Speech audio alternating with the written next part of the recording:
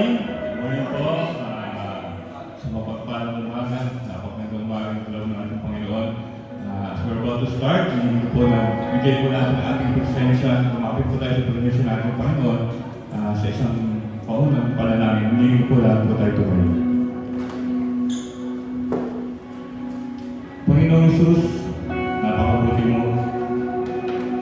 Salamat Panginoon sa buhay ng iyong kaloob. Sa umaga ito, sa isang magandang araw na ibinigay sa bawat sa pumuli sa amin, isang pagkakataon, ng mapapurihan, maitaas ang iyong pangalan ng Panginoon. Tanggapin mo nawa ang lahat ng aming gagawin. I-bless niyo Panginoon Jesus at hinihiling namin na wa'y ng Espiritu siya mamuna sa aming kalagitnaan. Lord, malapit kami sa inyo, humihingi ng kapatawaran sa bawat pagkasalanan ng gawa at sinasaway din namin ang mga gawa ng away, Panginoon. Maraming salamat, Lord, dahil muli pinakita mo sa amin yung kabutihan at pagmamahal. Sa buhay ay kaloob, sa lahat ng bagay na binibigay. Pagpalain gawa, ang mga gawa para sa iyong mga gawain, sa mga tumututulog at maaway, sa aming pastor na maghatid ng mensahe, at sa bawat sa punara ito, Panginoon, tuloy ng pagpalain ng ako sa pamamagitan ng iyong salita. I-bless na rin po ngayon ang mga kasama na wala pa rito. May Lord, dahil ko sila mga sa Kritas sa mga kung makasama namin sa pupupuri, pag-aaral ng salita, Panginoon Jesus. Muli, nagpapasalamat kami sa inyo, Panginoon, sa inyong kabutihan at pagmamahal. Kung ang dalan sa pangalan ng Jesus. Amen. Amen. Morning po ulit. Hindi po, good morning po sa ating lahat. Amen. Pwede na po tayo mapurihan ng Panginoon. Amen na po para lahat ng pinakamalakas po.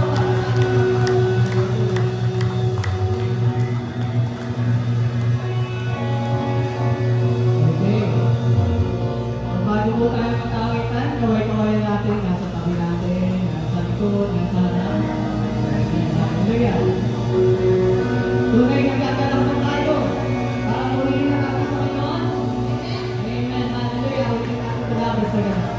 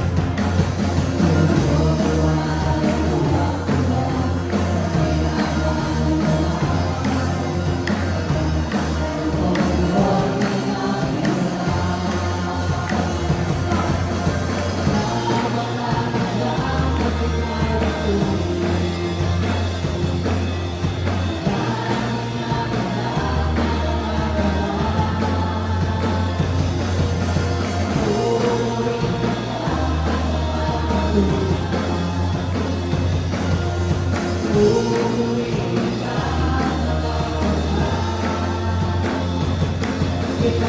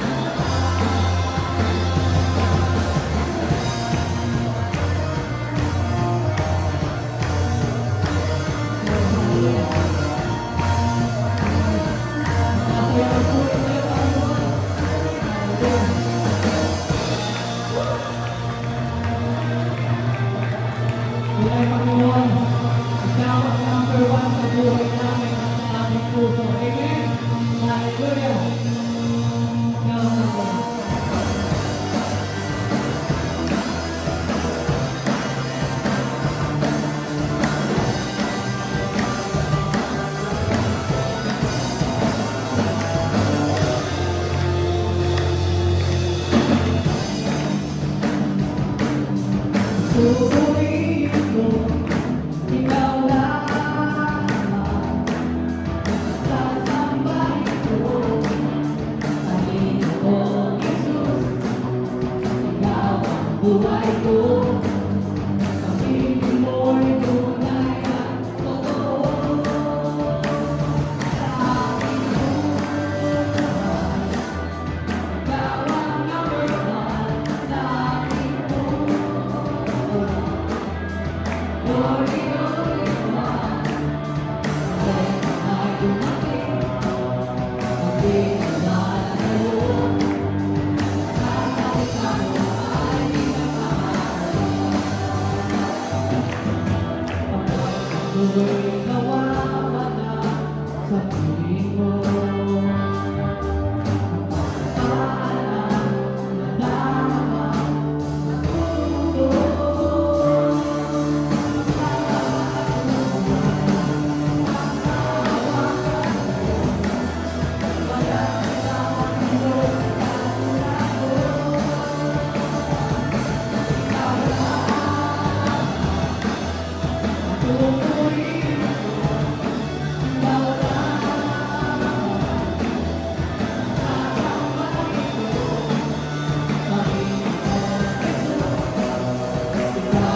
Buhay ko, pag-ibig mo'y tunay at totoo.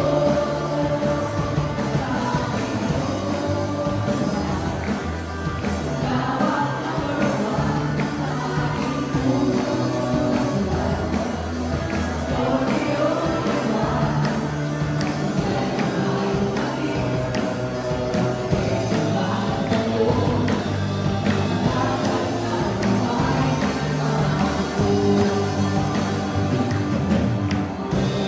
Ay tinulungan mo sa kanila.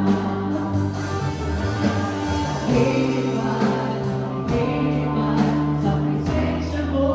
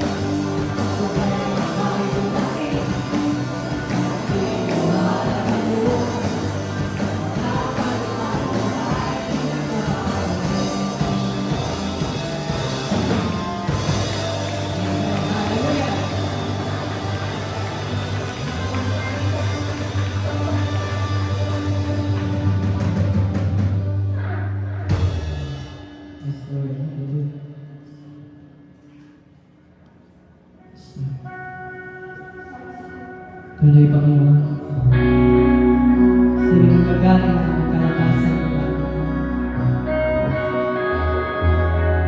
Sa iyo lang kami nagtitiwala.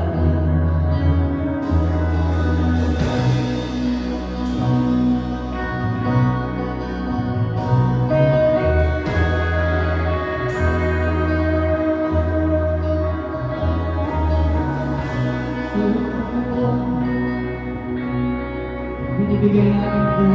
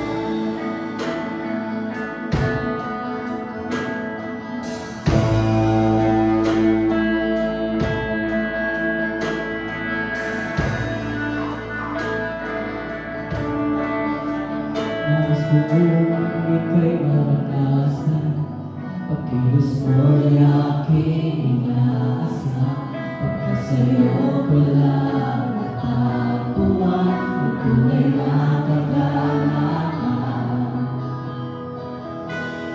Nais noon ika'y maranasan, libog ang puso ko, ikaw lamang. Kaya't ngayon, bukas at kailanman, sa ako'y aalala.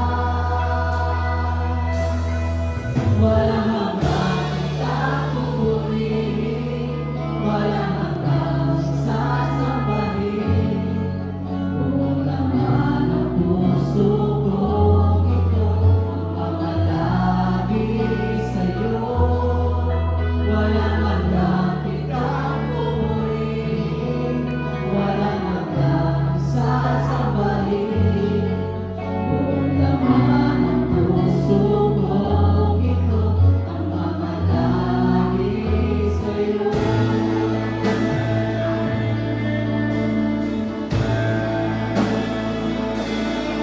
Nais ko di ka maranasan, pagkilos mo'y aking inaasam. Sa'yo wala natagpuan ang tunay na kagalakan. Nais ko di ka maranasan, libog ang puso ko, ikaw lamang. Kaya't ngayon, bukas at kailanman, pagsamba ko'y aalala. Walang hanggang pupurihin, walang hanggang sasambahin.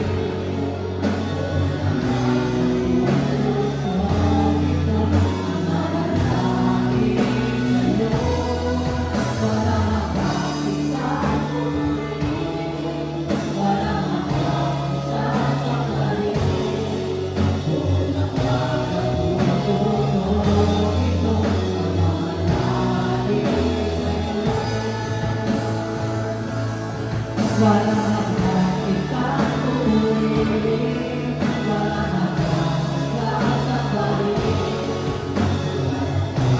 Puso kong ito ang mamalagi sa'yo. Walang hanggang kitang pupurihin, walang hanggang sasambahin. Puso kong ito ang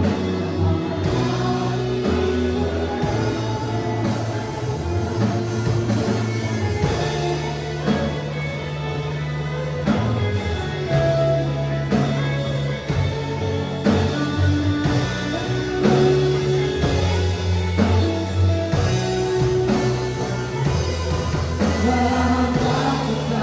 pupurihin, walang hanggang sasambahin.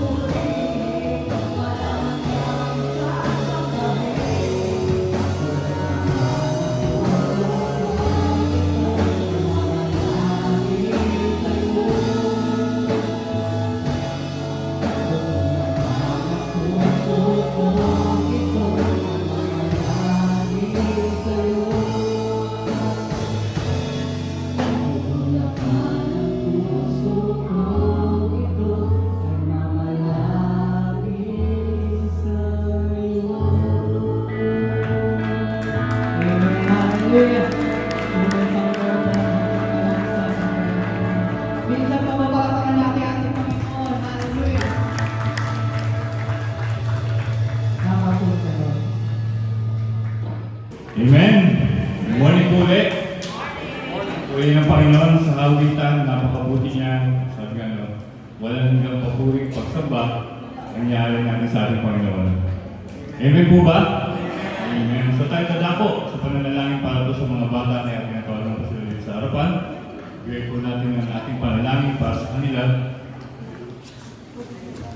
Ganyan yung mga bata na wala pa rito, kasama ko lang sa panalangin. Una po ating mga kamay sa mga bata nito. Yes, Lord, hallelujah. Panginoong Isus, salamat sa inyo. Salamat sa inyong kabutihan. Salamat, Lord, sa buhay na ikaloob niyo sa mga bata na narito, Panginoon. Ganyan din sa mga bata na hindi po namin kasama. Patuloy namin silang tinataas, nilalapit sa iyo. Dahil alam namin, Lord, na magkakaroon lamang sila ng magandang buhay kung kilalanin ka nila bilang sabi ng Panginoon, tagapagligtas. At hayaan mo, Lord, na bawat sa po sa amin narito, na tumatay ng guardian at mga magulang, patuloy na akayin sila sa iyong daan, Panginoon. Thank you, Lord God, sa mga biyaya na binibigay niyo sa bawat isa. Gayun din ng iyong pag-iingat, knowledge and wisdom na kanilang magagamit, Lord, sa kanilang pag-aaral, at iyong patuloy na protection and guidance sa pagkalog sa bawat isa. Alam namin, Lord, na sa inyong kamay, masisigurado kami, Lord, na magkakaroon sila ng magandang buhay. We thank you, Lord God. In Jesus' name we pray. Amen. Amen. Thank you po sa mga bata. Amen. Salamat, Lord, sa mag-isang mga talento sa pinagkakalog sa bawat isa. Ngayon po, idadamo tayo sa ating tithing offering. Bago po natin po ay mga kaloob, maninigin po na tayo lumapit sa presensya ng ating Panginoon at magpasalamat sa lahat ng biyaya. Tayo po ay ng pumunti.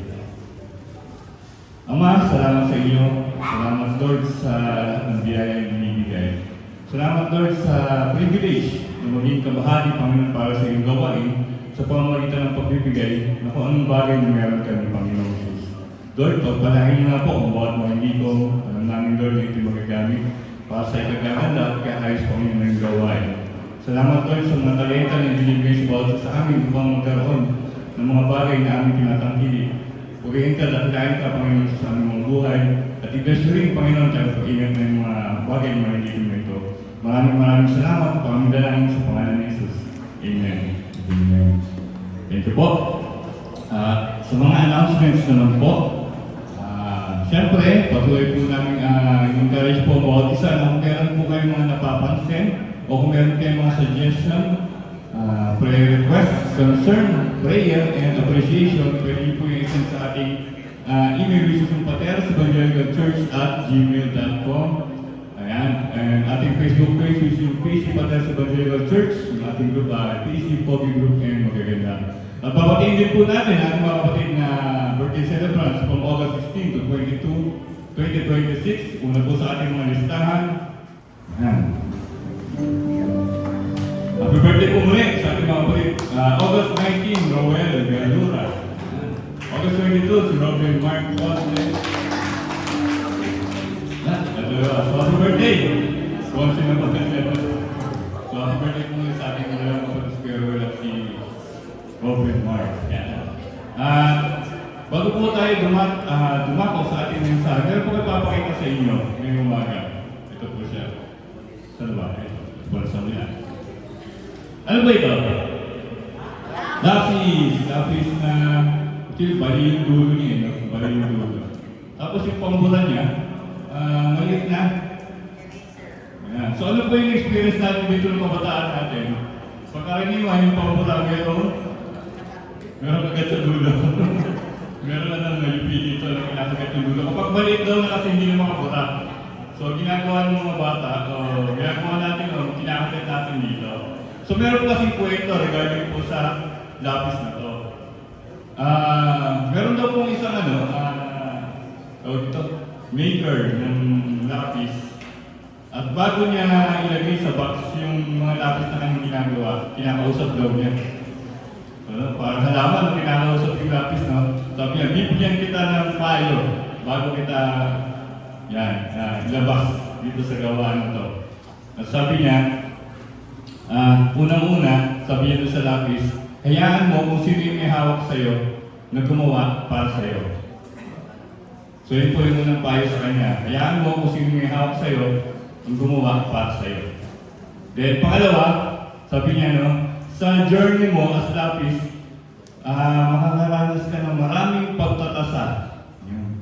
Maraming pagsubok, maraming hirap ng pagdaranasan, pero para yan sa ikabubuti mo. Para sa mas magiging kapakipakinabang na gawain para sa iyo. At yung pangatlo, sabi nga,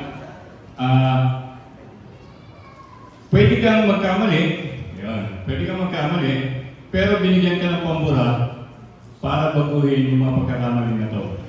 Sabi nga, no? Kaya meron eraser po yung lapis. At kung mapapansin niyo po, bakit po kaya yung lapis pinapagamit po sa mga medyo bata-bata pa po? No? Kasi madalas magkamali. So madalas magkamali, so ibig sabihin, dapat din burahin yung mga pagkakamali na yun. At mapapansin nyo rin po, no, kapag medyo nagkaedad na yung bata, or kailan ba nagpapayag? Mga grade 5, grade 4? Grade 4 na gumagamit na sila ng ballpen. Bakit? Kasi less na po yung, natural na sila nung una, nung marami na silang pagkakamali, natural na sila na mabawasan yung pagkakamali. So ginagawa, ballpen na po, kasi mahirap na pong burahin yun. At sabi yung pang-apat, hindi mahalaga yung itsura mo na panlabas. O hindi mahalaga yung itsura ng lapis sa panlabas. Kasi minsan yung lapis, katatasan, liliit na, pero makita natin yung bata, ginagamit pa rin niya. As paano ulit yung lapis, ginagamit pa rin yung pambura. Pero sabi nung maker ng lapis, hindi mahalaga yung itsura mo. Ang mahalaga yung nasa loob mo. Sabi sa 1 Samuel 16:7, sabi lang sa Tagalog, ang Diyos tumitingin hindi sa panlabas na kanya, pero tumitingin ang Diyos sa puso ng tao. So, maaaring yung umaga ito mismo noong para pala akong lapis. Kaya pala palaging natatasahan, kaya yung dumaranas ng mga pagsubok sa buhay o nagkakamali, pero patuloy tayong malapit at bibigyan tayo ng Panginoon ng pag-asa. Sabi hayaan natin siyang kumilos, gumawa sa ating mga buhay. Dahil sabi in the end, siya pa rin yung gumawa po sa atin. So, ngayong umaga, hindi ko na bigyan natin ang ating 100% na focus sa pakikinig ng salita, yung ating attention, kasi napakahalaga po nito eh.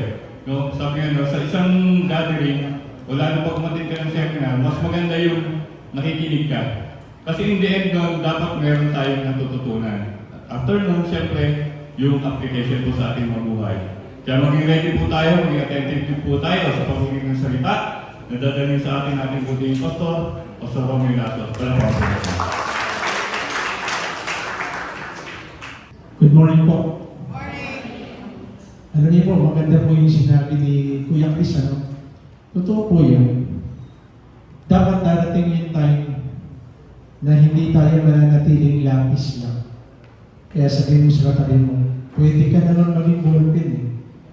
Diba? Ibig sabihin, less ang mistake. No?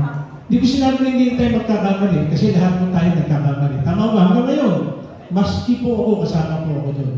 Pero salamat dahil meron tayong batayan, meron tayong pwedeng balikan para gawin natin ang maraming bagay. Kaya dahil naniniwala po tayo na ang oras ay mahalaga. Kaya sabihin mo nga sa katabi mo, mahalaga. Kaya namatay po yung money. Okay. So, sa mga ito pag-uusapan po natin ay tungkol sa oras. No? Kagaya po ng sabi ko, ang isang pinakamahalaga sa isang tao ay ang oras. Pagkagising sa umaga, ano po unang-una natin tinitignan? Anong oras na? Nakakamiss cellphone mo, o kaya gagano'n ka, anong oras na ba? Pag nakita ko, kagaya mo sa akin kanina, nagising ko ako 3. Sabi ko, maaga pa. Balik ulit. Tapos nung bumalik ako, nagulat ako, nagising ako, lasing ko na. Naku, oras na. Oras na para tumayo, gumising. Yung sinasabi ko nga naman kung sinasabi is yung devotion time na, quiet time na. Kaya sa parang ito, bago tayo magpatuloy, hingi muna tayo ng oras sa ating Panginoon na samahan tayo sa gagawin po natin. Tayo po'y pamikit, tayo managano. Dakilang Diyos na mga pangyarihan sa lahat. Nagpupuri, nagpapasalamat kami dahil binigyan mo na extension ng buhay mo natin. Nakatulog kami ng buong magdamag, pinabantayan po kami, Panginoon, sa iyong mga anghel, at nakaranas po kami ng napakasarap na kapahingahan. At ito ngayon, ginisip mo kami, dahil alam po, Panginoon, na inaantay mo kami, kagaya ng aming inawit kanina, dito sa tagpuan, para magbugay, magpuri, magpasalamat sa iyo. At higit sa lahat, pakinggan namin ang mensahe na ibibigay mo po sa amin. Actually, yung mensahe sa awit na ginawa namin, napakasarap kong isipin na kami binigyan mo ng liwi para mapuri, magpasalamat sa iyo. Salamat Panginoon dahil sa freedom na kami ay pwede magpasalamat magpuri sa iyo. Alalahanin namin ang lahat ng mabubuting ginawa mo po sa amin. Ngayon, papatuloy kami sa pag-aaral ng iyong salita at alam mo namin, sasabihin namin lakas, sasabihin namin karunungan, hindi namin ito basta maunawaan. Pero salamat, itong oras na ito, dahil inilaan namin sa iyo, ikaw ang mangungusap, ikaw ang magsasalita, ikaw ang magpapaliwanag. Kaya ngayon pa lang, naantin na po namin na gagawin mo, mangyayari lahat ng bagay nito. Dahil hinihingi po namin ito sa pangalan ng aming Panginoong Sus. Amen. Amen. Good morning po, muli sa ating lahat. Kung natatandaan po ninyo, pero dapat tandaan ninyo, last week, nakita natin ang preparation para sa parating na work na gagawin ni Jesus. At today, papakita naman niya ang work na gagawin na ginawa niya na ipinapasa sa atin, kaya naman pinabasa po sa atin dahil yun din po ang gagawin natin. Kasi ang ating Panginoon, palagi kong sinasabi, pag may sinasabi siyang bagay, nagkakaroon po ng pattern. Siya mismo, dine-demonstrate niya kung paano niya gagawin, kung paano niya i-deliver, kung paano mag-a-action sa kanyang mga ginagawa. So, nung nakaraan, nakita natin, nanalangin, umakit sa bundok, nagkaroon ng transfiguration, nakita natin mga maraming bagay na ginawa niya, dahil preparation siya sa gagawin niya. At ito tayo ngayon sa Lucas 9:37-40, ang pag-uusap naman natin yung oras. Ano yung oras? It's about time to minister. Alam niyo po, palagi, lahat tayo, sino po dito yung nananalangin? Nagpe-pray pa. Maliban sa bago pa kumain. Kasi hindi natin nakakalimutan yun eh, hindi nagpe-pray, nagkaganyan. Walang problema dyan. Kaya lang, tuwing kakain ka na ba magpe-pray? Tuwing nangangalip ang buhay mo, saka ka na magpe-pray? Kasi po yung pagpupuri, pagpapasalamat po natin, isang way po yun ng pagpapanalangin sa ating Diyos. Kaya nga, napakalaking bagay na nagte-take time tayo sa panalangin. Pero, ang tanong, mananatili ka lang ba sa panalangin? Kasi natin Panginoon, hindi nagkasya dun sa tumawag siya sa Ama, nakipag-usap siya sa kanyang tatay, at pagkatapos nun, eto na yung time. Time to minister. Basahin po natin ito, Lucas 9:37-40. Ang sabi dyan, kinabukasan, bumaba sila mula sa bundok, nanalangin. At si Jesus sinalubong ng napakaraming tao. Ano niyo po, pag galing ka sa panalangin, marami kagad ka may encounter. Ano yung encounter na yun? May encounter ng mga tao na nangangailangan ng tulong. At kaya nga tayo nananalangin, inihahanda natin ang ating sarili. Kagaya ng ating Panginoon. Parang kagaya ngayon, nandito po tayo. At tanungin ko po kayo, pwede kayong sumagot, pwede hindi. Kagabi pa ba? Sino mo sa inyo kagabi pa lang nagpe-pray na sana maging maganda ang service ngayon? Salamat po sa amin. No? Sino mo nanalangin sa inyo na sana hindi umulan at magandang panahon para walang maging ganda sa pagpunta ko sa simbahan? Diba? Nadadagdagan na, 7 na. No? Dumadami na po, 7 na. Ibig sabihin, ito ay paraan dahil gusto mo mapunta sa church. Tama ba? Ang tanong, nung nakita mo, nakatulog ka ng maayos, nakapaghanda ka, nagkaroon ng magandang panahon, pupunta ka ba rito? Yung tanong. Kasi hindi sa pagkinanalangin ka, gusto mo pumunta sa church, gusto mo pumunta sa, gusto mo pumurihin kayo. Ang tanong, nung sinabi sa'yo, ginawa sa'yo yung mga hiling mo, pumunta ka ba? Yun, tanong. At yun po yung tinatawag nating minister. Yung sabi dyan, sinalubong siya ng napakaraming tao. Kagaya nga po nung sinabi ko, pag ikaw na nanalangin si Lord, kay Lord, ang kasunod niyan, mayroong darating na gagawin. Sabi mo nga sa katabi mo, may gagawin ka. Kasi mayroong iba puro dalangin lang eh. Di ba? Oy, lakad tayo, punta tayo sa magkakaroon tayo iba din. Sige po, magpe-pray na lang po ako. Sige, okay. Tapos susunod na rin ko, meron tayong ganito, gandang gagawin para sa simbahan. Sige po, magpe-pray po ako. Kaya lang, kinakabahan ako pag sinabi ng ano, may pupuntahan. Pag sinabi ng sa akin yung in-invite yung sabihin, sige po, magpe-pray ko. Mas malamang hindi makakarating. Yun ang napansin ko ha. Pag Pag sinabing gano'n na, sige po, ipag-pray mo. May katwiran naman, kasi God willing po. Gusto ko naman pong pumunta, kaya lang, hindi ko po alam kung papayagan ako ni Lord. No? Ginamit pa si Lord. No? Ginamit pang instrumento si Lord para kung saan siya makarating, parang sinasabi mo rin, hindi po ako pinayagan ng Lord. Eh. Naku, mabigat yan. No? Sinangkalan mo si Lord. Mula sa karamihan ay may isang lalaki sumigaw. Guro, nakikiusap ako sa inyo, tingnan mo yung kaisa-isa kong anak na lalaki. Sinasaliban siya ng isang espiritu at bigla na naman siya nagsisigaw at nangingisay hanggang sa bumula ang bibig. Sino po nakakita sa inyo ng bumula bibig? Marami po yan. Marami po ako nakita niya dahil yung pinagabihan na lasing, bumula bibig yan. No? Meron isang espiritu na kapasok eh. Di ba bumula bibig? Nung magugulat ka na, hindi na bumula yan ha, susuka pa yan. Ahawak yan doon sa susuka, pagsuka niyan, sabi, asan magiging ka tubig? May ganun pa talagang nasasapian ng masama no? Kasi ibang espiritu yung nasa kanya eh. Nakita mo ganyan. Kung isa nagsumusuka, berte na, sinusuka. Sorry po, baka mamaya meron pong mahihinayin sa inyo. Pagka gano'n, sinasabi nga nila, ako, delikado, mga berte dugo nito Kasi berte sinuka delikado. Nakiusap po ko sa inyo mga alagad na palayasin nila ito, ngunit hindi nila magawa. Tika. Di ba kagagaling lang sa kanila pinakita kung paano malalaman, bakit kaya hindi nila mapalayas? Tingnan po natin. No? Katatapos lang na magpakita ng Lord ng paraan para magtagumpay, pero hindi nila nagagawa. Ang kulang po sa kanila, padalangin. No? Kasi malamang pa, hindi ko po sinasabi mo 100%, malamang hindi sila nanalangin. O baka nagmamadali sila, excited sila. No? Hindi sila nagtagumpay. No? Katatapos na nila magpakita ng Lord ng paraan ng tagumpay sa pagtulong sa ibang tao through prayer. Pero ito ay hindi nagamit ng mga disipulo. Again, nag-demonstrate na naman si Lord, mag-minister siya sa mga tao at sa kanyang mga disipulo. Tingnan po natin. 9:41. Sumagot si Jesus. No, ito pong napakasakit marinig. Lahing napakasama at walang pananampalataya. Hanggang kailan pa ako dapat manatiling kasama ninyo? Hanggang kailan po kayo pagtitiisan? At sinabi sa lalaki, dalhin mo rito ang iyong anak.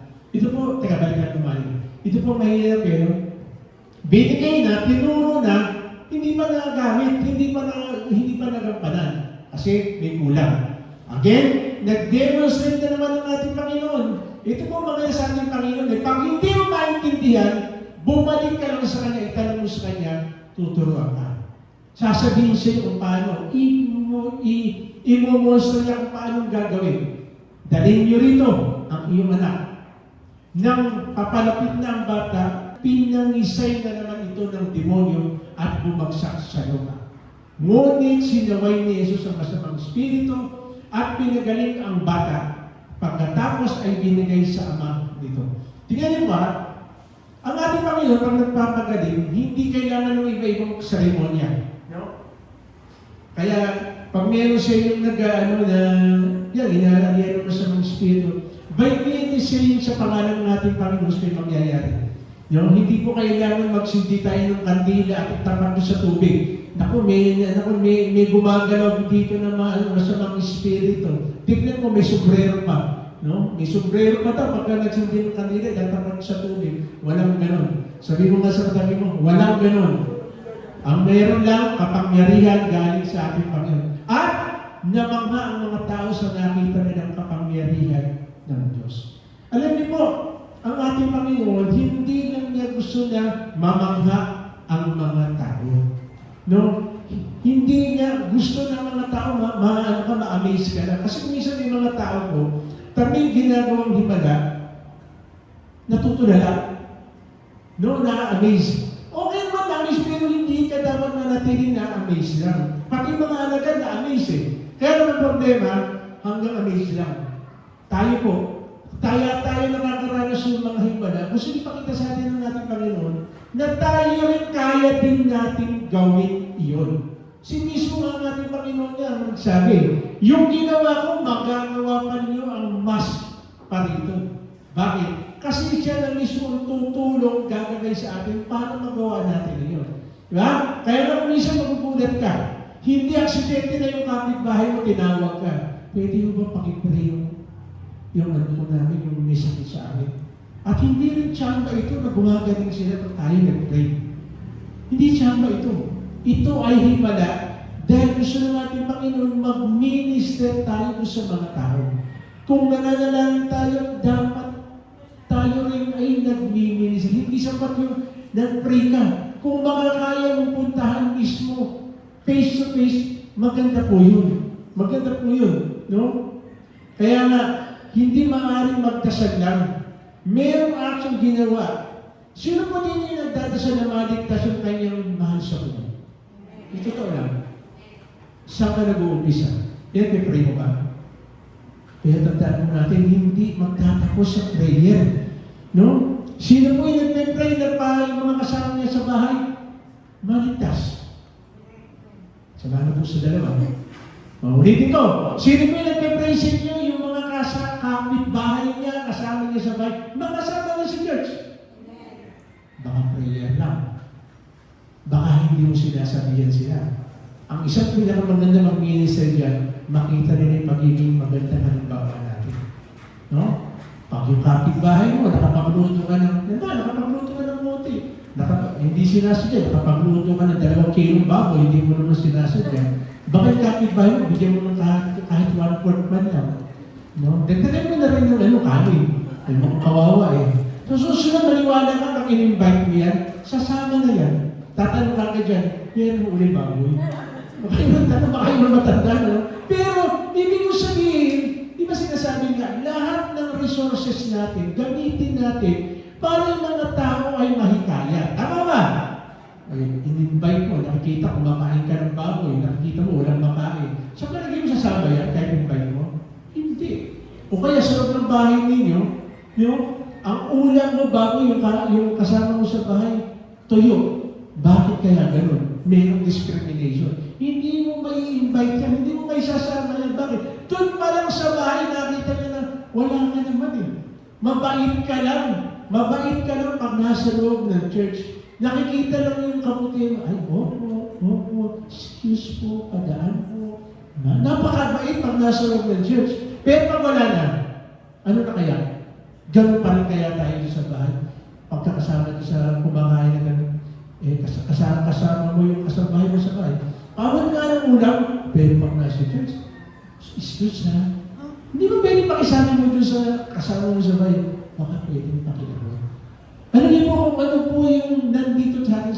Kasi ang daling mo, sa totoo lang, ang daling maging mabait sa loob ng church. Tama ba? Ang dali.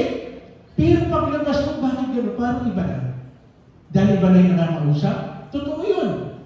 Parang iba na yung kasi dito lahat tayo dito puro mababait. Tingnan mo yung katabi mo. Di ba? Mukhang mabait naman. Yung mukhang mabait naman yan. Parang hindi sinasaliban, ano? Parang hindi naman nasasaliban. Parang mabait naman. No, hindi yung tipong pag nasa loob ng bahay, pag nasa bahay. Kasi ang pinakamahirap sa lahat, makikilala ka ng pag wala ka na sa labas, or pag wala ka na sa loob ng Diyos.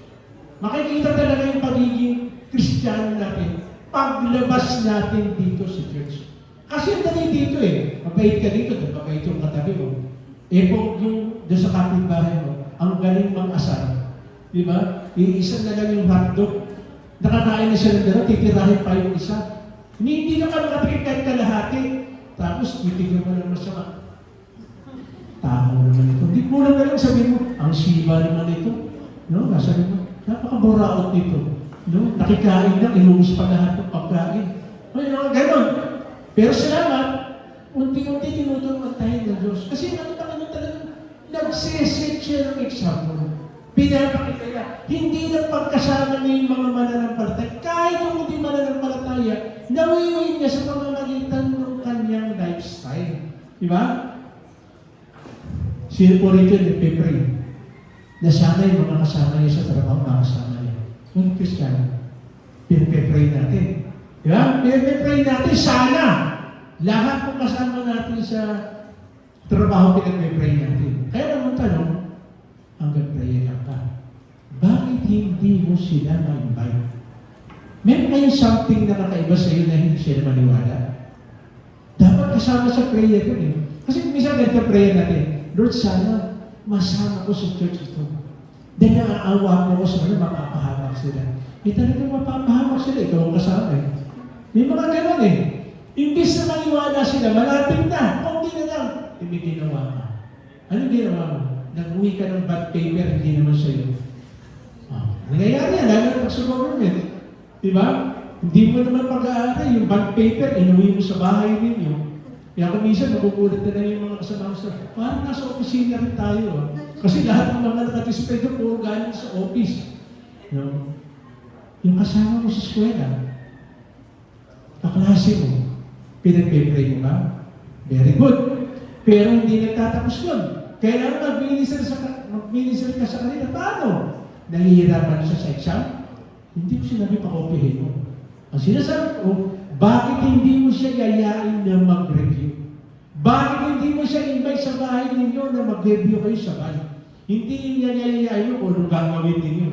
Mag-review. At magugulat ka, dahil maganda yung pinapakita mo sa kanila at nagiging example ka, ikaw na isang estudyante na mananampalataya, magugulat ka. Hindi mo na i-invite sa siya, tatanungin ka na, paano mo papuntan sa inyo sa simbahan? Kaya nga, pasensya na kayo, mga kabataan, sasabihin ko ulit ito at ulit-ulitin ko ito.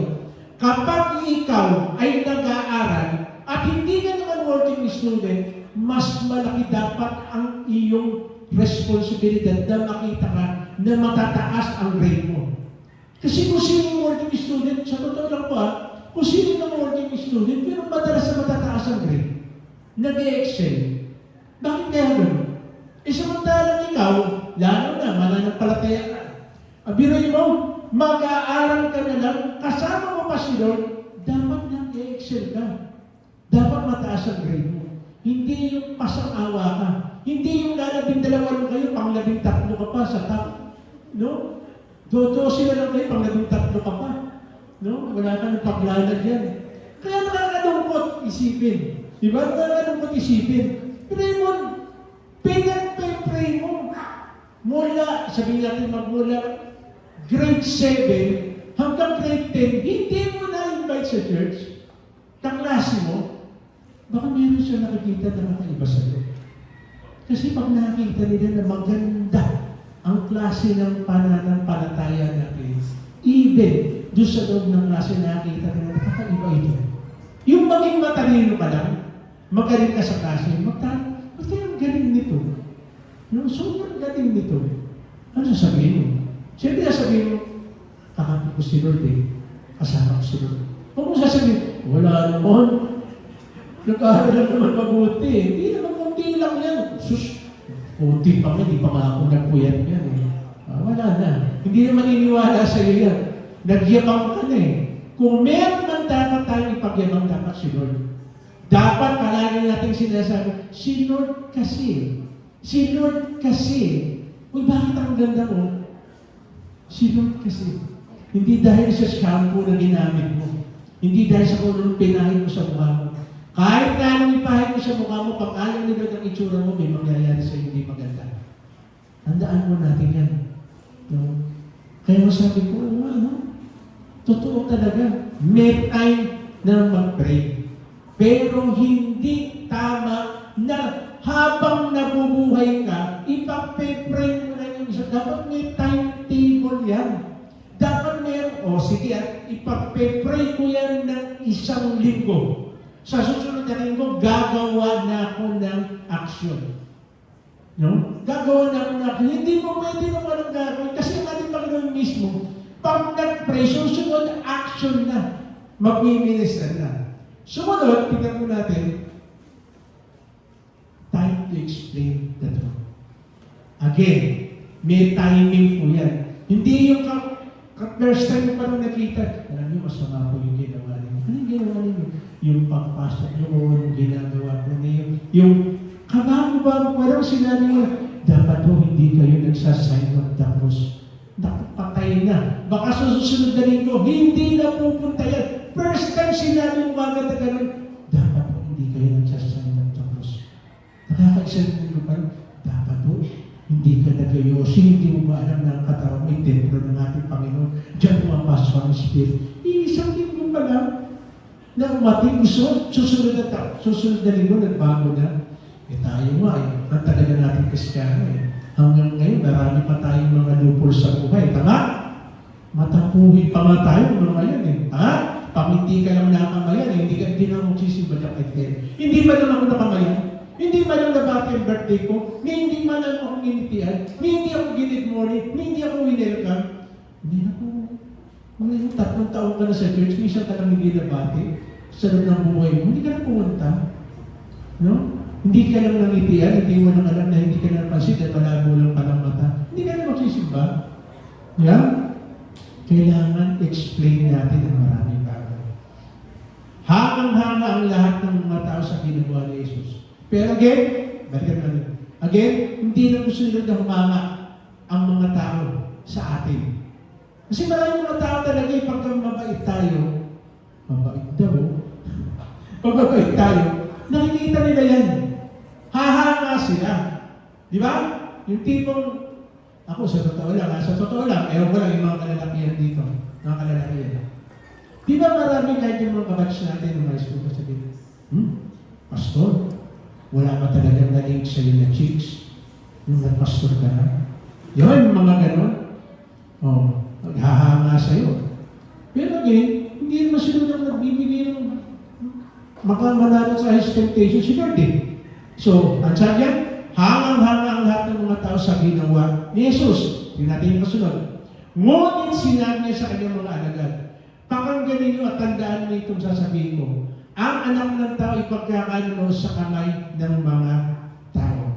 Alam niyo po, ating Panginoon, hindi siya after doon sa kung anong sasabihin ng mga tao tungkol sa Kanya. Ang sinasabi niya kasi ay patungkol sa Kanyang mga gagawin. Bakit po ba? Tingnan po natin. No? Gusto ng ating Panginoon sabihin sa mga tao ang katotohanan.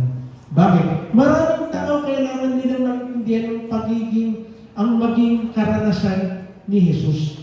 Yung karanasan ni Jesus, gusto niyang ipakita, ipadama. Tingnan niyo po yung mga apostol, ng mga sumunod. Tingnan niyo po sa Gawa 8:26-30 po. Sabi diyan, pagkatapos, sinabi ng isang anghel ng Panginoon kay Felipe, pumunta ka sa gawing timog sa daan mula sa Jerusalem, papuntang Gaza, halos hindi na iyon dinadaanan ngayon. Tingnan niyo pa, balikan mo muna namin. Balikan mo.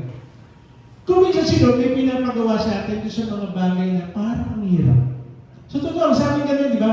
Halos hindi na dinadaanan yung lugar na yun. So kung hindi dinadaanan, kung papupuntahin, so parang kahirapan? Hindi. Tingnan natin yung kasunod. Pumunta nga doon si Felipe, yun maganda Pag sumunod ka, mayroong mangyayari. Samantala isang Eunuco ang pinurong taga-Ethiopia, naingat yaman ng Candace, reyna ng Ethiopia, ang nagtungo sa Jerusalem upang sumamba. So meron tao. Meron siyang tao na kakausapin itong si Felipe. No? At sinabi sa kanya ng Diyos, kausapin niya itong tao ito. Bakit? At pauwi na noon, nakasakay sa kanyang karuwan at nagbabasa ng aklat ni Propeta Isaiah. Ano yun mo? Maraming mga tao nagbabasa ng Biblia, nagbabasa ng kung anong mga patungkol sa salita ng Diyos. Kaya lang, hindi nila naiintindihan. Yan yung sinasabing time to explain the truth. May mga bagay na kailangan ipaliwanag natin na hindi pinupuwersa. Pag sila na mismo ang nagtanong, sasagutin natin. Parang kagaya-gaya. Minsan may tanong sa akin, kapag namin ng high school, may tanong sa akin, pero ano ko na ganun siya? Ano siya? Banding nursing. No? So, madalit sabi, kasama siya sa LGBT. Kahit na magkakasama kami, hindi ko pinupuna yung kanyang action, yung kanyang, hindi ko pinupuna. Pero, nung minsan nagtanong siya, ito na yung time na binigay ng Diyos. Kasi mahirap mong pansinin kagad yung pagkakamay ng isang tao na sabihin mo sa kanyang mali niya dahil hindi yan maniniwala agad. Pero kapag siya na yung nagtanong kagaya nitong Unico nito. Nagbabasa siya, pero hindi niya naiintindihan.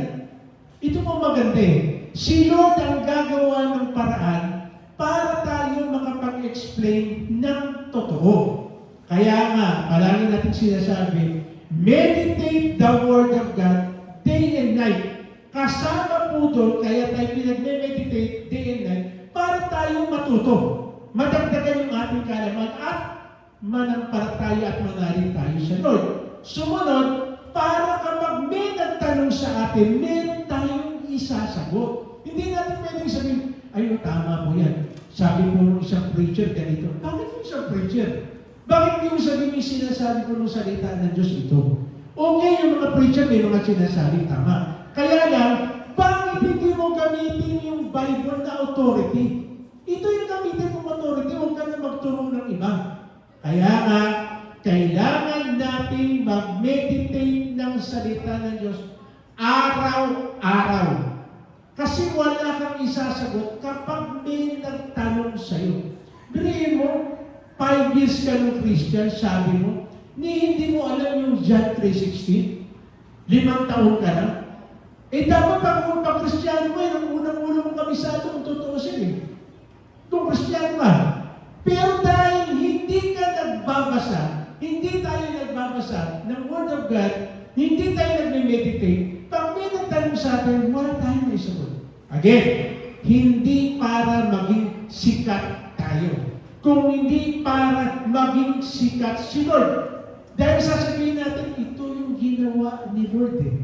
Ito yung sinabi ni Lord. Ito yung inuutos ni Lord. So palaging meron pang babalikan. Kaya lang tanong, saan makikita yung sinabi mo? Dapat alam mo. Kasi kung hindi mo alam, paano silang maniniwala? Kasi meditate the Word of God day and night. Para meron tayong sasabihin, meron tayong isasagot. Again, hindi dahil magaling tayo, kundi magaling si Lord. Palagi natin sasabihin pag sinabi, ba't alam mo yan? Pinakita lang ang sinabi ng salita ng Diyos. Ganun lang kasimple. At meron kang panangga sa lahat ng klase ng itatanong sa atin. Mahalaga po na alam natin ang sinasabi ng salita ng Diyos. Hindi natin pwedeng sabihin, ikaw natin, hindi sabi ng ganito, ganito, ganito. Okay, pero ang tanong, ano ba naman ang sinasabi ng salita ng Diyos? Dapat yung pumatayan natin yung Bible. Wala na pong iba. Tingnan natin. Kasunod na rin. Sabayan mo ng sasakyang yun. Utos ng Espiritu kay Pilip. Tingnan niyo po pag nakinood ka, palaging yung Espiritu Santo ang nagpapaalala sa iyo kung anong gagawin mo. At lumalakas ka pa, di ba sana nakasakay yung lalaki sa karwahe? Bili mo sinasabay ni Pilip, ibig sabihin, takas niya. No? Ano sabi sa verse 30? Kaya patakbong lumapit si Felipe at narinig niyang binabasa ng pinuno ang aklat ni Propeta Isaiah. Alam niyo po, during those times, pag sila nagbabasa, talagang malakas sila magbasa. Tingnan niyo po, pansinin po ninyo. Pag nagbabasa ka, pag malakas ka magbasa, parang madali mong maintindihan kasi binabasa mo na ganyan. Subukan po ninyo yun. Magbasa kayo ng binabasa. Huwag naman yung nasa ano ba, huwag naman yung nandun ko sa may conference, bigla ka nagsalita, magpagalitan kayo, nag-iisa ka na. Magbasa ka, makikita parang ang dali mong maintindihan. Of course, sa tulong ng Panginoon. Ano saan yan? Lumapit si Felipe, narinig niyang binabasa ng pinuno ang aklat ni Propeta Isaiah. Tinanong ni Felipe ang pinuno, naunawaan ba ninyo ang inyong binabasa? No? Tingnan niyo po, maraming mga tao nagbabasa, hindi na naiintindihan ang binabasa. Kasi minsan may nasabi namin, nakapagbasa mo ba kayo? Ay, alam ko na yun, mula Genesis hanggang Revelation. Pag tinanong mo, saan ba makikita yung purgation of the world? Basta alam ko yan, mula Genesis hanggang Revelation. Saan ba makikita na tangi yung pangalan ng Jesus ang magbibigay ng kaligtasan? Basta mula Genesis hanggang Revelation, nabasa ko na yan. Walang natandaan kahit isang sitas. Medyo delikado. No? Tinanong ni Piliping pinuno, nauunawaan ba ninyo yung binabasa? Sumagot naman ito, paano ko mauunawaan ito kung walang magpapaliwanag sa akin? That's the time. Si Felipe ay nakapag-minister sa pamamagitan ng pag-explain sa katotohanan. No? At si Felipe ay nandiyahan niyang sumakay sa karwahe at umupo sa kanyang tabi. Tingnan niyo po, nagiging special pa. Tandaan natin na tumatakbo lang si Felipe. Eh mainit nun. Sigurado may araw na yan. Tapos pinatabi doon sa karwahe sa loob ng tao na napakayaman. No? Ito ang bahagi ng kasulutang binasa natin. Natin. Siya'y tulad ng isang tupang dinadala sa kantayan, tulad ng isang kordero hindi tumututol kahit nagupitan, at hindi umiinit kaunti man. Siya'y hinamak at pinagkaitan ng katarungan, walang sino man nakapagsalay tungkol sa kanyang angkan, sapagat kinipil nila ang kanyang buhay. Tingnan niyo po balik mo naman yun. Tingnan niyo po yung pinasa ng sa Isaiah tungkol sa ating Panginoon. Kung hindi dumating si Felipe, hindi naiintindihan ng eunuko kung ano ibig sabihin nun. Pero, dahil nag-minister itong si Felipe sa pamamagitan ng pagbibigay po ng paliwanag dito, tignan niyo po yung kasunod. Nagtanong kay Felipe yung Pinuno, sabihin mo nga sa akin, sino ba ang tinutukoy dito ng propeta? Sarili ba niya o iba? Siyempre, maraming kagaya ng leader nito, yun po, kailangan nang mag-explain patungkol sa kaligtasan. Siyempre, tinutukoy naman talaga nung walang iba kung hindi ang ating Panginoong Jesus. Hindi niya naiintindihan, pero nagbabasa siya. Binabasa niya yung kay Propeta Isaiah, pero hindi niya naiintindihan. Pero salamat, meron papaliwanag. Paano kaya sa atin? Kahit ako po, nung unang-una, so totoo lang po, nung unang-unang basahin ko ang Biblia, hindi ko maintindihan kahit anong gawin ko. Kahit anong gawin ko, hindi ko maintindihan talaga. Naglilito ako, naguguluhan ako. Pero, nung meron nag-guide sa akin, ganitong gawin mo, ganitong gawin mo, may ganitong gawin mo. Kasi unang-una, hingi tayo ng tulong sa ating Diyos. Tulungan tayo para maintindihan at maunawaan natin itong mga bagay natin.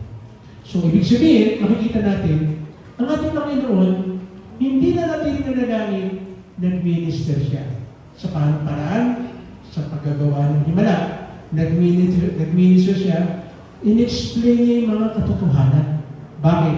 Kasi gusto niya maintindihan ng bawat tao ang tungkol sa salita ng Diyos. So, totoo lang, hindi natin basta maunawaan ang salita ng Diyos kung wala ang tulong ng Espiritu Santo. Kailangan natin yun. Salamat at meron tayong mga leader na ginagayon tayo. Tinuturuan tayo. Pangatlo, na makikita po natin, sabi gano'n, time to work with right motives. Dapat kumilos sa tayo. Kaya yung sinasabi ko kanina, di ba, pinag-pray natin. Hindi sapat na mag-pray tayo. Kailangan mag-work tayo. Pero, pag gumawa tayo, dapat tama ang puso. Sabihin nga natin, puso. Dapat tama yung puso. Hindi puso. Kasi minsan, magaling natin magsalita, pero yung puso ang layo. So, magaling ka sa puso, hindi sa puso. Dapat magkasama yun. Magkasama yun. Kasi sinasabi nila, ito, nasa puso naman kita. Hindi ka naman nagsasalita. Ano, mahula ako kung ano nasa puso mo. Dapat, kung anong sinasabi ng puso, laman ang puso. At kung meron kang puso, ilalabas dapat ng puso. So, kailangan magkasama yun. Hindi mo pwedeng sabihin na, ang ganito, lalaki, niniligawan, gaya, ganda naman sa ako, nung nanligaw ko sa kanya, hindi ko pwedeng sabihin, gano'n lang ba ako, nung nanligaw sa kanya? Ganun lang ba? Ganun kindat lang ba yun? Alam ba yan kung anong naman ang puso ko? No? Ha? Siyempre mo naman ang puso mo, sasabihin mo. Di ba? Di ba, Bon? Sinabi mo sa kanya, ganun lang. Gumano ka na makikinay, nagiging Super Mario, ganun di ba? Nung niligawan siya, puro ganun lang ba? Hindi! Tibok ng puso mo, sasabihin mo. Tama? Hindi mo pwede makikindat-kindat ka lang. Delikado ngayon, may nakalagay sa Bible, binabasa ng asawa ko, tama ka ng tama. Mag-iingat ka rin sa tao na pakindat-kindat. Saan ba yun na? May nabasa siya gano'n, sabi ko, hindi ako yan, hindi ako tumitinda ta. Ingat daw. So, ibig sabihin, dapat tama yung motibo ng puso mo kapag may ginagawa ka para sa Lord. Tingnan po natin yung kanyang mga alagad. 9:46. At nagtatalo-talo ang mga alagad kung sino sa kanila ang pinaka-dakila. Tingnan niyo po yan. Kasama na ni Lord, pero iba pala ang iniisip. Iba ang nasa isipan lang. No? Imagine po natin. No? Imagine po natin. No? Sabihin doon, sample lang doon ha. Sasabihin halimbawa, ano ko naman sasabihin tuloy-tuloy. Halimbawa lang. O sa ibang church sila, yung church, yung pinaka-lead sa civil. Paano kaya kung sasabihin niya na nagsiserve sila kay Lord? Di ba? Nagsiserve sila kay Lord. Ano niyo ba? Na ang church na ito ay hindi lalago kung hindi magagaling ang instrumentalist, kung hindi magaling yung nagpapakanta, kung hindi spirit yung mga nagpapakanta at tumutugtog. Pwede ba sabihin nila yun? Hindi pwede. Mukhang hindi tama yung motibo ng heart. No? Pag magsaserve kay Lord, dapat may tamang motibo ang puso. Diba? Halimbawa, yung second leader, sinabi niya, naku, hindi gaganda at tatakbo ng maayos ang buhay nitong mga nasa grupo ko kung hindi dahil sa akin. Eh, glory sa iyo na. Hindi pwede yun. Si Lord ang nagpapalago at nagpapatibay sa pananampalataya ng bawat isa. At ang conviction ng Holy Spirit nasa Kanya. At hindi mo rin pwedeng sabihin na dahil ako'y nag-preach, dahil si Lord ay nag-preach, kaya kayo nagbago ang inyong isip at ang inyong puso. Si Lord ang nagbibigay ng conviction. Magbibigay lang kami ng mensahe, pero ito, si Lord ang bahalang humipo sa puso ng bawat isa. Walang pwedeng magmalaki na, sige dito sa church na ito, walang pwedeng magmalaki na, kaya nagbago ang tao niya dahil sa akin. Walang ganun. Walang ganun. Kung meron mang magbabago ng puso at isipan ng isang tao, ang Diyos sa iyo. Siya lang ang nagbibigay ng conviction. At ang salita ng Diyos ay makapangyarihan. Instrumento lang ang bawat isa sa atin para sabihin ito sa kaninong tao. Kaya dapat tama ang motibo sa pagsuserve. No? Kaya nga, sinaway ng ating mga Panginoon, ng ating Panginoon, ito kaya mga alagad. Pero mo nagtatalo-talo sila. Ano nasa isip nila? Nagtatalo-talo sila kung sino yung pinakadakila sa kanila. Kasama na sila ng Lord. Kasama na nila mismo. Ang nasa isip nila, kaya pala yung iba nag-uunahan. Hindi ba natin nabasa dyan? Kung pwede, dumating pa yung nanay. Di ba? Pwede mo pa upuhin mo yung anak mo sa kanan mo, yung isa sa kaliwa. Nuloy mo yan yung mga kanyang kahilingan. Hindi sasabihin, tulungan niyo po gamitin yung anak ko para naano pong lumago ang gawa. Hindi. Pinapaupo sa kanan, pinapaupo sa kaliwa. Bakit? Kasi hindi tama yung puso. No? Hindi tama yung puso. Kaya nga, pinakamahalaga sa pinagpipray natin palagi dapat ito. Lord, give us a purified heart. Maninis sa puso. Palagi natin kinakanta yun doon. You give me a purified heart. Dapat palagi natin inaano sa isipan natin. Kasi baka mamaya, nagsiserve na tayo, iba naman ang motibo natin. Dapat hindi naman. Ang motibo natin purely, gusto natin maligtas ang mga tao. At mataas ang pangalan ng ating Panginoon. No? Lucas 9:47, tingnan natin. Alam ni Jesus ang kanyang iniisip. Kaya, tinawag niya ang isang maliit na bata at pinatayo sa tabi niya. Pagkatapos ay sinabi sa kanila, ang sino nang tumanggap sa batang ito, alang-alang sa akin, ay tumanggap sa akin. At ang sino nang tumanggap sa akin, ay tumanggap sa nagsugo sa akin. Ang pinaka-aba sa inyong lahat, ay siyang pinaka dakila. Gusto niyo lang, pag ginawa natin ang kanyang kautusan, kanyang kalooban, tama ang motibo ng ating puso. Tingnan niyo po siya mismo sinabi niya, ang tumanggap sa akin, tinanggap yung nagsugo sa akin. Ibig sabihin ng kanyang ama. Palaging si Lord, pagka nagsasalita, ang binibigyan niya ng glory ng honor, yung kanyang ama. Walang iba, hindi kanyang ama. Kasi sinabi niya, di ba, ang nakakita sa akin, ay nakakita na sa ama. No? Hindi yung siyempre yung physical, kundi yung kung paano nagmomotivate siya, kung paano niya pinapahayag yung gusto ng kanyang tatay. Ano ganito, di ba? Tayo, ambassador ka, halimbawa, ng Pilipinas, kung ano yung nire-representa mo, dapat yun ang makita. Halimbawa, Pateros. Ano bang pag sinabing Pateros? May nakalagay kang balot dito sa ulo, naglalakad ka. Pwede sabihin, taga-Pateros yan. No? May sisiw. May wanti-unsi dito sa ulo mo. No? Taga-Pateros yan. Ibig sabihin kung ano yung dapat na i-representa mo, yun din tayo. Kasi tayo mga Kristiyano, ambassador tayo ni Lord. So dahil ambassador tayo ni Lord, dapat ang pinopromote natin walang iba, kundi si Jesus. Walang iba. Hindi natin pinopromote ang Pateros Evangelical Church. Hindi natin pinopromote yan. Pinopromote natin ang ating Panginoon. Walang iba. Kaya kapag mayroong iba na pinopromote, uy, musta na kayo? Mahal mo yung church namin. Hindi. Dapat sabihin mo, pinapalago ni Lord ang church namin. Dapat ganun. Palagi ang glory, palagi na kay Lord. Hindi sa atin. Hindi kahit kanina man dito sa atin. Dapat palagi na kay Lord ang glory. Sa mga worship kapatid, isipin natin mabuti. Sulayin natin ang puso natin. Tama kaya yung motibo natin sa pagsunod sa ating Panginoon Jesus? Sana tama. Kaya ka nag-church, unang-una, utos ng Lord yan. Utos ba ni Lord ang mag-church? Utos ni Lord. Pero tanong, baka naman kaya ka nag-church, natatakot ka baka mawala yung blessing na hawak na binigay sa iyo ng Lord. Hindi yun. Dapat hindi yun. Ang main reason kaya ka pumunta sa church, dapat tama yung motibo mo, gusto mong sumamba kay Lord. Gusto mong kausapin si Lord. Gusto mo pang malaman ang tungkol sa magagandang bagay na ginagawa ng Lord. Wala na ba?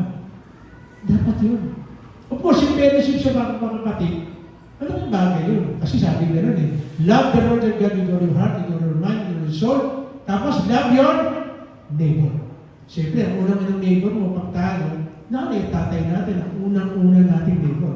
Pangalawa, yung mga kapatid natin sa pananampalataya. Huwag daw natin kalilimutan yung ating gathering. Bakit? Dito natin napapatibay na i-encourage ang bawat isa. No? Sa pagsagot sa ating, sa mga taong nag-i-inquire sa atin, may nasasabi ba tayo? Kasi kung wala tayong nasasabi, it's about time pag-aralan natin. Again, dapat tama yung motibo. Kaya ka nag-aaral ng salita ng Diyos, hindi dahil kapag tinanong ka, meron kang alam. Secondary na lang yun. Ang primary, kaya ka nag-aaral ng salita ng Diyos dahil gusto pa natin lalong makilala yung sinasamba natin, yung minamahal natin. Hindi sapat na, alam ko na yan. Hindi. Dapat alamin natin. Bakit? Kasi kung mapapatunayan, kung magagawa, yung tama. Halimbawa, ganito. Sinasabi ng salita ng Diyos, dapat unahin natin siya. So, ang gagawin mo? Uunahin mo siya kaysa doon sa labada. Uunahin mo siya kaysa doon sa aso. Uunahin mo siya sa lahat ng bagay. Ha? Kasi may maparaan si Lord Kung minsan kasi nagiging excuse ay, Pastor, hindi ko muna kami mamatag. Bakit? Kasi wala pong mag-aalaga sa aso. Pakawalay mo na yung aso yan. Kasi yung aso pa nagiging dahilan At tandaan po natin ito, hindi ko kayo tinatakot pero matakot kayo. Lahat ng magiging hadlang sa pagsusunod po kay Lord, aalisin ng Lord. Hindi ko po kayo tinatakot pero matakot po tayo. Pwede alisin ng Lord yan. Kung may magiging hadlang. Bakit? Gusto naman palagi siya number one. Kinta natin. Siya number one. Inabot ba rin yun? Yung kanta? Siya number one. Ako Actually, mas maganda yung kasunod eh. Siya lang yung the only one. Maganda yung kasunod eh. The only one. Hindi na, kung tutusin para sa akin, hindi siya yung number 1. Dapat the only one. Kasi pag may number 1, may number, paano? Ano basta ano? Yung kay Gabi, tsaka kay Sean, kung may number 1, may mga number 1, may number 2, may number 3. Ano? Pero again, gusto na natin Panginoon, pag may nagtanong sa atin patungkol sa ating Panginoon, meron tayong masasabi. Hindi pwede ang isang mananampalataya na tameme. Ulitin ko po, ang isang mananampalataya, lalo na ang tagal mo na, tameme ka pa rin pag may tinanong sa'yo. Sagot. Ngayon, napunta kami doon sa 40 days sa patay. Pagdating namin doon, ewan ko lang po, hindi ko pa alam, hindi ko kayo ginagawa bawat isa. Pinagpe-pray yung namatay. Na sana umahon, pumunta doon sa ano. Pag nagbabasa ka ng salita ng Diyos, hindi natin ginagawa yun. Ha? Pag matagal ka na nagbabasa, kapag tinanong ka, okay ba itong gagawin natin? Ano sabihin mo? Okay lang po yan, wala namang mawawala eh. Meron na wala. Maaaring sabihin mo walang nawala. Meron na wala. Nawala yung essence na dapat kay Lord lang nagtitiwala. Nawala yung essence na dapat ngayon pa lang habang buhay ang tao, hinahanda natin ang ating sarili. Kasi kung pwede pala pagka namatay, nakahiga ka na, meron magpe-pray sa'yo para umahon ka kung saan ka man nandun. Mali. Tapos sasabihin mo, okay na may pag-pray yung patay. Tatanyan ka pa. Didiin mo pa na gano'n. Mali nga eh. Kagaya ni sinabi ko kanina, nagtanong na siya. Siya na mismo nagtanong. Hindi mo pinilit. Di ba? Pag siya nagtanong, sabihin mo rin totoo. Samantalahin mo na yung pagkakataon.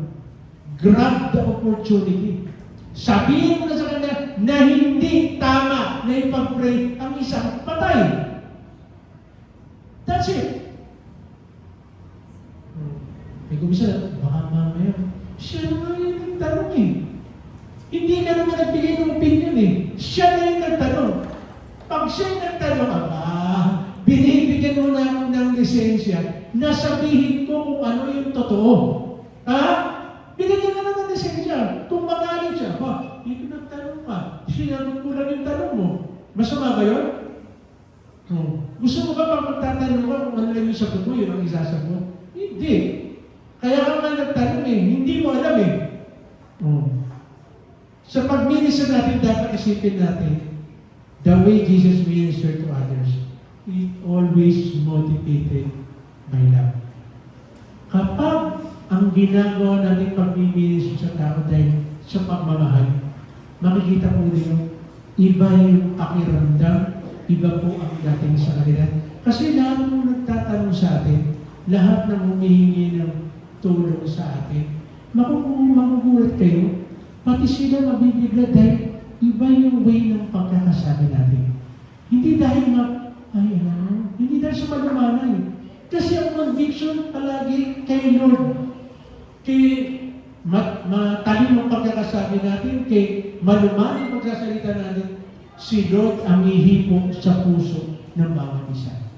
Kaya sa mga ito, tingnan mo natin, sana mo tayo na naliyugtog ng buhay natin. Baka hanggang ngayon puro prayer pa rin tayo. Hindi ko po sinasabi na masama ang prayer. Pero isang taon mo nang pinagpe-pray yung mahal mo, wala ka man nang ginagawa, wala man nang tayong ginagawa, something is wrong. Baka mamaya abutan yan ng kamatayan na hindi man lang natin na ibahagi, hindi natin nasabi. Delikado yan. Sinama na sa prayer, ipag-pray na natin, Lord, paano mo ba ang gagawin mo? Bigyan niyo po ako ng kaalaman. Kaya may training tayo kahit paano dito sa atin eh. Bakit? Kasi gusto natin maintindihan, nakita na, masabi natin sa kanya, kung anong ibig sabihin ng kaligtasan. At ang kaligtasan makikita lang sa pamamagitan ng action na gagawin po natin. Kaya, so umagang ito tingnan natin mabuti. Sana hindi tayo puro prayer lang. Dapat mag-minister na tayo. Dapat sabihin na natin ang totoo. At kapag ginawa natin ito, tama ang puso natin. Pag tama ang puso natin, magugulat ka. Si Lord ang gagawa sa tao niya. At magugulat tayo. Bakit? Dahil si Lord ang pwede lang magbigay ng condition. Hindi tayo. Kahit na anong galing mo magsalita, pag hindi mo ng Lord yan, walang mangyayari. Pero salamat, dahil ang ating Diyos ay palagi nagbibigay ng conviction. Tayo po tumayo. Tayo po mananaraman.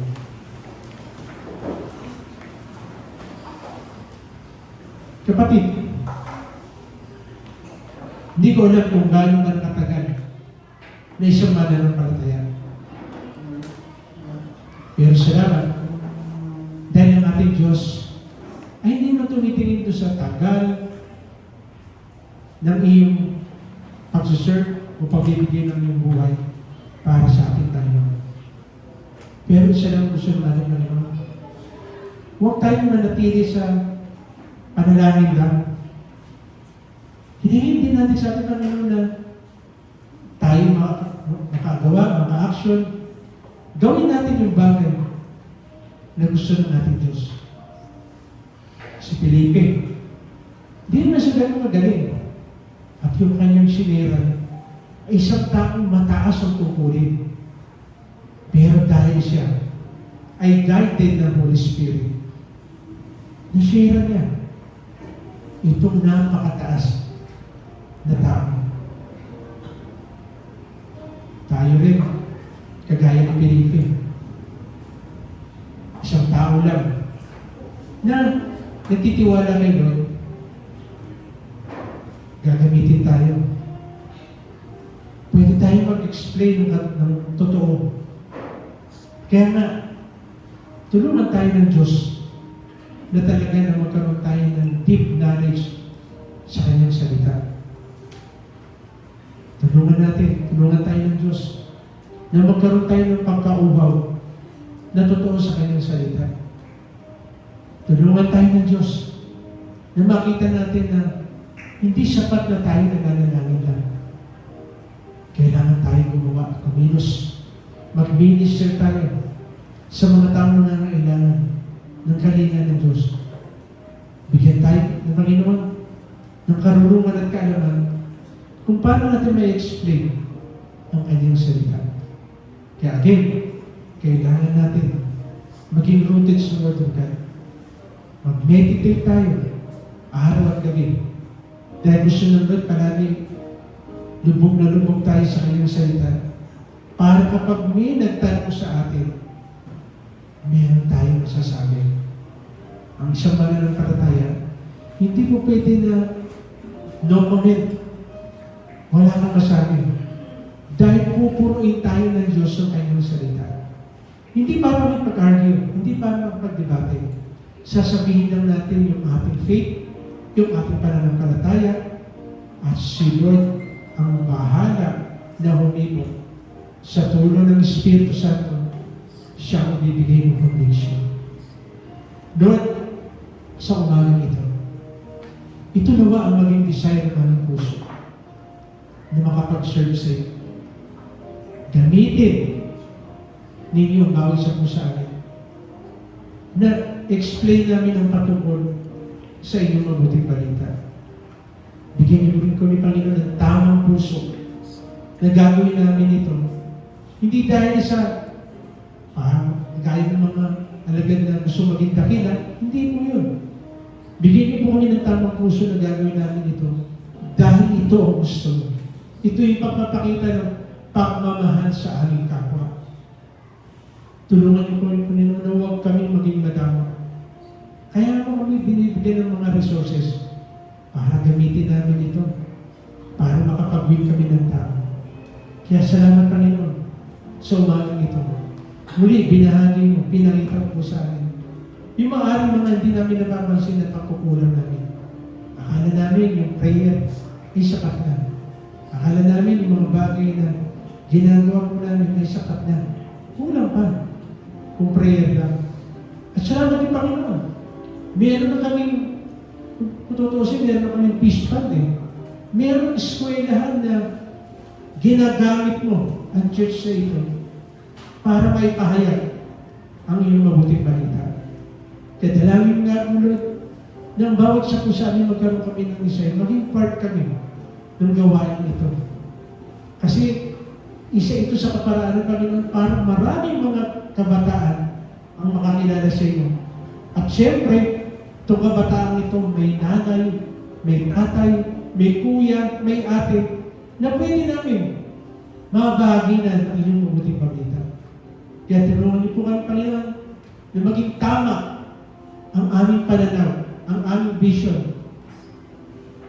Tulungan niyo po kami, Panginoon, na magkaroon kami ng tamang puso sa pagsunod po sa inyo.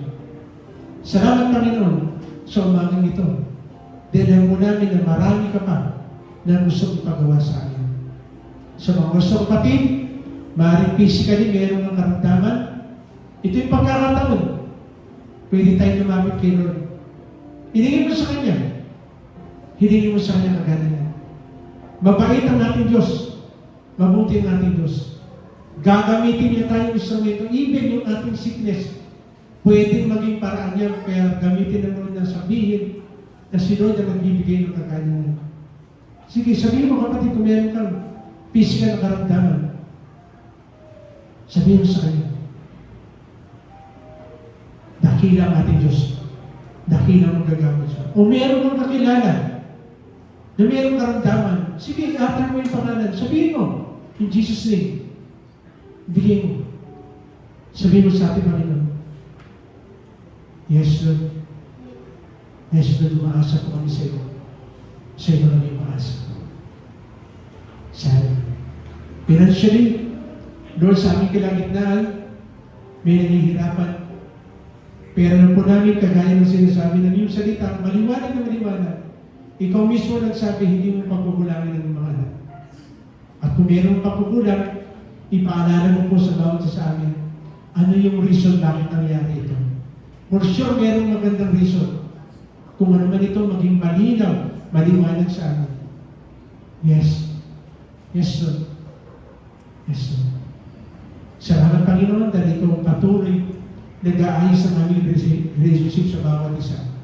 Sa aming kapatid, sa aming asawa, sa aming pamilya, kasama sa trabaho, sa eskwela. Salamat, Panginoon, dahil ikaw ang nag-aayos ang relationship po namin. Yes, Lord. Lord, pagpalain mo rin ang aming kapatid, nagdiwang ng kanilang kaarawan at kanilang anniversary. Dahil po namin, Panginoon, ikaw ang nagbibigay, nagdudugtong, nagbibigay ng extension sa buhay ng bawat isa at sa pagsasama ng mag-asama. Pagpalain mo rin, Panginoon, ng bansang Pilipinas. Magmula sa aming presidente hanggang sa pinakamababang nanunungkulan, tunay na magampanan nila ang tungkulin na may takot po sa inyo upang kilalanin ang bansang Pilipinas sa Asia na totoong isang Christian country na palagi namin pinagsisigawan, na palagi namin pinangangalandakan. Yes, Lord. Sa isang linggo namin gawain, Panginoon, samahan po kami. Sa eskwela man, sa trabaho, sa komunidad namin ginagalawan, sa aming tahanan, tuloy na maging isang mabuting halimbawa kami sa lahat ng tao na aming nakakasalubungan. Dahil alam po namin, Panginoon, kailangan namin mag-minister, kailangan namin ipakita na kami ay talagang tunay na mananampalataya. Kaya maging mabuting halimbawa kami sa lahat ng aming mga kasalamuhan sa buong isang linggo ito, Panginoon. Salamat po ng marami. Papalain mo rin, Panginoon, ang bansang Israel. Ikaw mismo nagsabi, ang sino magpala sa Israel ay iyong pagpapalain. Sa umagang ito, Panginoon, sa araw na ito, maraming salamat po sa magandang mensahe na pinagkaroon mo po sa amin.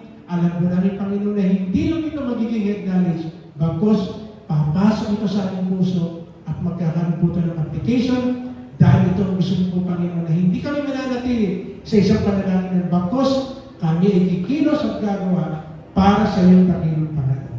Ngayon pa lang, Panginoon, inaangkin na po namin na mangyayari, magaganap ang lahat ng aming hiling na ito dahil ang lahat ng ito ay hiningi namin sa pangalan ng Ama, ng Anak, at ang Espiritu Santo, ang lahat ng anak ng Diyos, magsabi ng malakas na pagpalain po natin ang bawat sa